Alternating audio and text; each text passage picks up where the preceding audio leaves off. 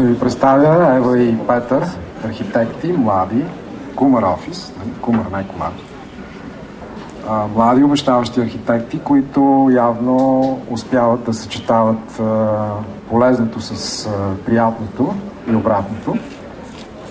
И изкарвайки приятни моменти по българското Черноморие, са свършили доста добра работа, доколкото знам. Явно имат афинитети към барчета и други такива неща. Доколкото знам, запълват дупката и през зимата и скоро ще бъдем свидетели на един хубав бар в София. Така е, нали? Да се надяваме. Да, не думата. Да. Така. Добър вечер на всички. Аз съм Петър, това е Ева. Ще ви разкажем една кратка история за добрите намерения и техния път през еволюции, мутации и революции. Не очаквайте холивудски сценарии, никой няма да умре, никой няма да се ожени до края. Това са двамата млади лирични герои, които са си мечтали да бъдат на друго място и да станат музиканти-космонавти. И добре, понеже след това идеалистично начало те претърпяват своите малки революции и осъзнават, че не са на мястото, което искат да бъдат. И също така осъзнават, че ги е страх от високото и изобщо не са музикални. В този прекрасен момент, благодарение на технологиите, забележете, тогава нямаше скайп. Единия, преди да тръгне да се налива по баровете, намира нещо прекрасно в интернет. Става дума за математически алгоритъм, който им позволява да генерират от квадратче и кръгче хиляди мутантчета и формички. Този алгоритъм се оказва доста подходящ за университетски условия. Отекчили сме безкрайно много професори по различни университети с това, но на вас ще ви го спестиме. Все пак никой не ви плаща да ни слушате. Русото момиченце нападна Цюрих, младежа с очилата София. С единствената мисъл, нещата, които се случват, генетично да променят средата, в която са. Следва малък времеви и пространствен скок. Двамата наши герои си попадат на мястото, прибират се в къщи. Следва период на лични революции, нощен живот, философствена тема живота, белите ризи и всичко останало. Осъзнават, че там, където са, града и родината не са това, което биха били и те биха искали да видят. И превъртат отново стария филм, в какво се превръщат мечтите.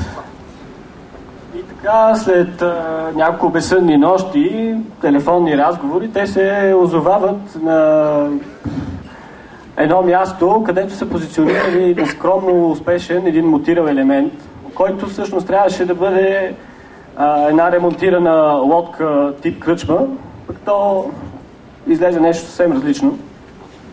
И тук реално нагледно може да видите как еволюцията понякога си забравя главата и вкъщи и го дава през просото. Докато те си поставят мутирали елемент там, други хора имат други мечти. На тази снимка просто ще я оставим без коментар. Да, тук аз си мълча, ако има още време.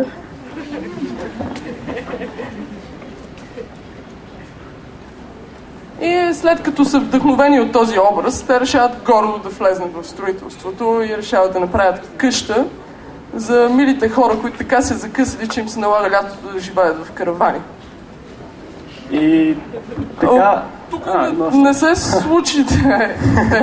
искам си думата. Не се случи това, което бяха целили да направят къща, просто направиха ориентир в една ситуация с много объркано градоустройство. И усетили нищо в градоустройството, решихме да се намесим и там.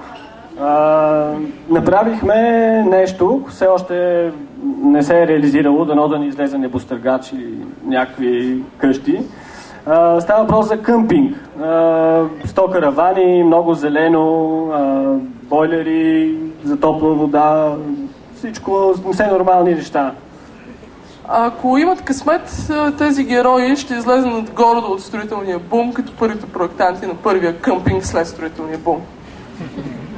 И за да не си мислите, че усилено застрояваме Черноморието, ще ви разкажем как с помощта на Райна проектирахме един бизнес търговски център в Младост за няколко нощи.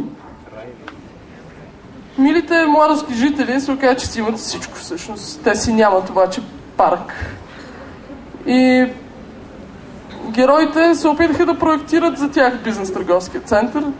Не спазиха градоустройствените параметри, ощетиха всички собственици. Але най-важните неща ги закопаха под земята.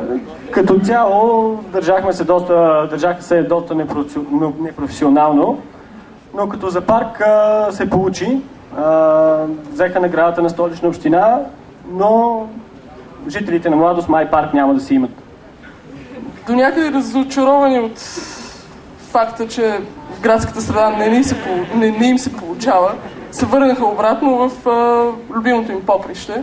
Този път решихме караванчите да не ги пренебрегваме и им направихме една безкрайна каравана, която чифтосахме с цунами, влак, шосе и купче. Стандартно. Ето го чудото. И пак не ни се получи това, което искахме. Хората го нарекаха автогарът. И за да не си помислите, че тези двама наши различни герои причиняват всичкото това само на околната среда, отново ще ви върнем към тях и ще ви покажем какво са се превърнали. И музиканта и космонавта всъщност. Да, всъщност просто двама архитекти, които винаги искат да бъдат някъде другаде и да правят нещо друго, но винаги им се получава каквото стане. Поради тази причина искаме да ви благодарим за вниманието от една страна. От друга страна благодарим на всички, които очакваха от нас нещо, пък ние направихме каквото стане. Значи на вас ви обещахме история, която е интересна, всъщност си показахме просто проектите. Благодарим.